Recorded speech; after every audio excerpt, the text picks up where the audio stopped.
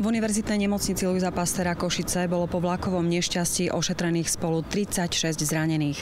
Z nich 13 pacientov je hospitalizovaných so stredne ťažkými zraneniami, jeden pacient je po operácii vo vážnom stave a je hospitalizovaný na oddelení anesteziológie a intenzívnej medicíny. Vo fakultnej nemocnici s poliklinikou A. Rajmana v Prešove je naďalej hospitalizovaný jeden pacient po vlakovom nešťastí v Jablonove nad Turňou.